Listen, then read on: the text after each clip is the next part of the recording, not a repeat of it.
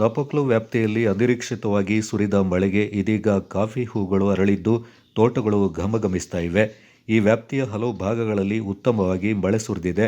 ಕೆಲವೆಡೆ ಸಾಧಾರಣ ಮಳೆಯಾಗಿದ್ದು ಪೂರ್ಣ ಪ್ರಮಾಣದಲ್ಲಿ ಹೂಗಳು ಅರಳಿಲ್ಲ. ಸಾಮಾನ್ಯವಾಗಿ ಫೆಬ್ರವರಿ ಮತ್ತು ಮಾರ್ಚ್ ತಿಂಗಳ ಕಾಫಿಯ ಹೂಗಳು ಅರಳುವ ಸಮಯ. ಈ ಅವಧಿಯಲ್ಲಿ ಸುರಿಯುವ ಮಳೆಯಿಂದಾಗಿ ಪೂರ್ಣ ಪ್ರಮಾಣದಲ್ಲಿ ಹೂಗಳು ಅರಳುತ್ತವೆ. ಈ ಬಾರಿ ಕಾಫಿ ಕೊಯ್ಲಿಗಿಂತ ಮೊದಲೇ ಅಕಾಲಿಕವಾಗಿ ಮಳೆಯಾಗಿದ್ದು ಅಲ್ಲಲ್ಲಿ ಭಾಗಶಃ ಪ್ರಮಾಣದಲ್ಲಿ ಹೂಗಳು ಅರಳಿವೆ. ಅಂತೆಯೇ ಕಾಫಿ ತೋಟಗಳಲ್ಲಿ ಕಾಫಿ ಹಣ್ಣುಗಳು ಹೂಗಳು ಜೊತೆ ಜೊತೆಯಲ್ಲಿ ಕಾಣಿಸ್ತಾ ಇವೆ. ಪ್ರತಿ ವರ್ಷ ಫೆಬ್ರವರಿ ಅಂತ್ಯದಲ್ಲಿ ಅಥವಾ ಮಾರ್ಚ್ ಮೊದಲ ವಾರ ಮಳೆಯಾಗುವುದು ರೂಢಿ. ನೀರಿನ ಅನುಕೂಲವುಳ್ಳವರು ಸ್ಪ್ರಿಂಕ್ಲರ್ ಮೂಲಕ ನಿರ್ವಹಿಸಿ ಕಾಫಿ ಹೂ ಅರಳುವಂತೆ ನೋಡಿಕೊಳ್ತಾರೆ. ಈ ಅವಧಿಯಲ್ಲಿ ಉತ್ತಮ ಮಳೆಯಾದಲ್ಲಿ ಬೆಳೆಗಾರರ ಶ್ರಮ ಹಾಗೂ ಹಣ ಉಳಿತಾಯವಾಗುತ್ತೆ. ಈ ಬಾರಿ ಕಾಫಿ ಕೊಯ್ಲಿಗೆ ಬೆಳೆಗಾರರ ಸಮಸ್ಯೆ ಕಾಡಿದೆ. ಎಲ್ಲೂ ಪೂರ್ಣ ಪ್ರಮಾಣದಲ್ಲಿ ಕಾಫಿ ಕೊಯ್ಲು ಆಗಿಲ್ಲ. ಇದೀಗ ಕಾಫಿ ಹೂಗಳು ಅರಳಿರೋದ್ರಿಂದ ಕಾಫಿ ಕೊಯ್ಲು ಕೆಲಸವನ್ನು ಸ್ಥಗಿತಗೊಳಿಸಲಾಗಿದೆ. ಮೊದಲ ಮಳೆಗೆ ಅರಳುವ ಕಾಫಿಯ ಹೂಗಳು ಶ್ವೇತ ವೈಭವದಿಂದ ಕಂಗೊಳಿಸ್ತವೆ. ಮಲ್ಲಿಗೆಯ ಮಾಲೆಯಂತೆ ಅರಳುತ್ತವೆ. ಅಪರಿಮಿತ ಪರಿಮಳದಿಂದ ಘಮಘಮಿಸುತ್ತವೆ.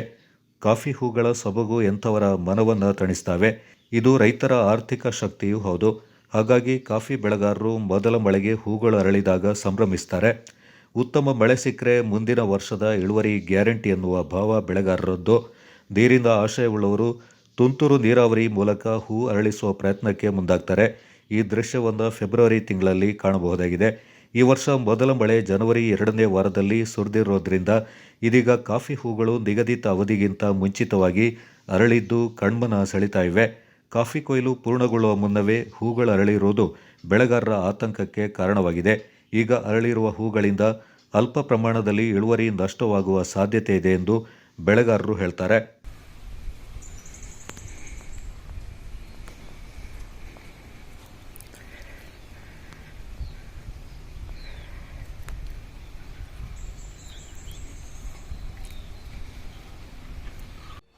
ಎರಡು 2026ನೇ ಇಸ್ವಿಯ ಮೊದಲ ವಾರದಲ್ಲೇ ಕೊಡಗಿನ ಅದರಲ್ಲೂ ಮಡಿಕೇರಿ ತಾಲೂಕಿನಲ್ಲಿ ವಿವಿಧ ಸ್ಥಳಗಳಲ್ಲಿ 20 ಸೆಂಟಿಂದ 1 ಇಂಚುವರೆಗೆ ಅಕಾಲಿಕ ಮಳೆ ಬಿದ್ದ ಪರಿಣಾಮ ಕೊಡಗಿನ ಬೆಳೆಗಾರರು ಕಾಫಿ ಬೆಳೆಗಾರರು ಸಂಕಷ್ಟದಲ್ಲಿ ಸಿಲುಕಿದ್ದಾರೆ. ಪ್ರತಿ ವರ್ಷ ನಮಗೆ ಮಾರ್ಚ್ನಲ್ಲಿ ಹೂಮಳೆ ಸಿಕ್ಕಿದರೆ ಉತ್ತಮ ಫಸಲಿಗೆ ಒಂದು ದಾರಿಯಾಗುತ್ತದೆ. ಆದರೆ ಈ ವರ್ಷ ಈಗ ಕಾಫಿ ಕೊಯ್ಲು ನಡೀತಾ ಇದೆ. ಈ ಮಳೆ ಬಿದ್ದಿದ್ದರಿಂದ ಕಾಫಿ ಎಲ್ಲ ಕುದುರಿ ನೆಲದಲ್ಲಿದೆ. ಇನ್ನೊಂದು ಕಡೆ ಒಂದು ವಾರ ಈಗ ಕಾಫಿ ಕುಯ್ಲಿಕ್ಕೂ ಕೂಡ ತೊಂದರೆಯಾಗಿ ಕೂಲಿ ಕಾರ್ಮಿಕರೆಲ್ಲ ಅಸ್ಸಾಂನಿಂದ ಬಂದವರು ಎಲೆಕ್ಷನ್ ಇದೆ ಅಂತೇಳಿ ಅವರು ಹೊರಟು ನಿಂತಿದ್ದಾರೆ. ಇವಾಗ ಈ ಕಡೆ ಕೂಲಿ ಕೆಲಸಗಾರಿಗೂ ಕೆಲಸದ ತೊಂದರೆಯಾಗಿದೆ. ನೆಲಕ್ಕೆ ಬಿದ್ದ ಕಾಫಿಯನ್ನು ಅವರು ತೆಗೆಯುವುದೂ ಇಲ್ಲ. ಅವರು ತಾಟಾಕಿ ಏನು ಸಿಗುತ್ತೋ ಕುಯ್ದು ತರ್ತಾರೆ.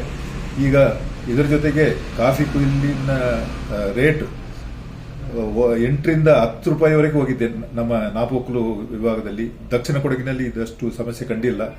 ಅದಕ್ಕೆ ಕಾರಣ ಅಂತ ಹೇಳಿದ್ರೆ ನಮ್ಮ ಈ ಭಾಗದ ಜನರ ಒಂದು ಒಗ್ಗಟ್ಟು ಇಲ್ಲದಿರುವುದರಿಂದ ಅಸ್ಸಾಂನಿಂದ ಬಂದ ಕೂಲಿ ಕಾರ್ಮಿಕರು ಅವರು ತಮ್ಮ ಇಚ್ಛೆ ಬಂದಂತೆ ರೇಟ್ ಕೇಳ್ತಾ ಇದ್ದಾರೆ. ಆದರೆ ನಮಗೆ ಕೊಯ್ದೆ ಕಾಫಿಯನ್ನು ಬಿಡ್ಲಿಕ್ಕೂ ಆಗೋದಿಲ್ಲ. ಅಂತಹ ಪರಿಸ್ಥಿತಿಯಲ್ಲಿ ನಾವು ಸಂಕಷ್ಟದಲ್ಲಿದ್ದೇವೆ. ಮತ್ತೆ ಈ ಕಾಫಿಯಿಂದ ಈಗ ಮಳೆ ಬಂದಿದ್ದರಿಂದ ಒಣಗಿಸಲಿಕ್ಕೂ ತೊಂದರೆ ಆಗ್ತಾ ಇದೆ. ಈಗ ಪುನಃ 26ಕ್ಕೆ ಮಳೆ ಇದೆ ಅಂತ ಹೇಳ್ತಾರೆ. ಆ ಮಳೆ ಬಂದರೆ ಇನ್ನೂ ನಾವು ಸಂಕಷ್ಟದಲ್ಲಿ ಸಿಗ್ತೇವೆ. ಮತ್ತೆ ನಾವು ಇನ್ನೊಂದು ನಮ್ಮ ಮುಖ್ಯ ಬೇಡಿಕೆ ಅಂತ ಹೇಳಿದ್ರೆ, ಈಗ 2 ವರ್ಷದಿಂದ ಮಳೆ ಪರಿಹಾರ ಬಂದಿಲ್ಲ.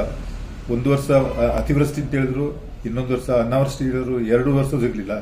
ಈ 25ರಲ್ಲಿ 5 ತಿಂಗಳು ಸತತ ಮಳೆ ಹೊಡೆದ್ರು ಕೂಡ ಇಷ್ಟರವರೆಗೆ ಬೆಳೆಗಾರರಿಗೆ ಪರಿಹಾರ ಸಿಕ್ಕಿಲ್ಲ.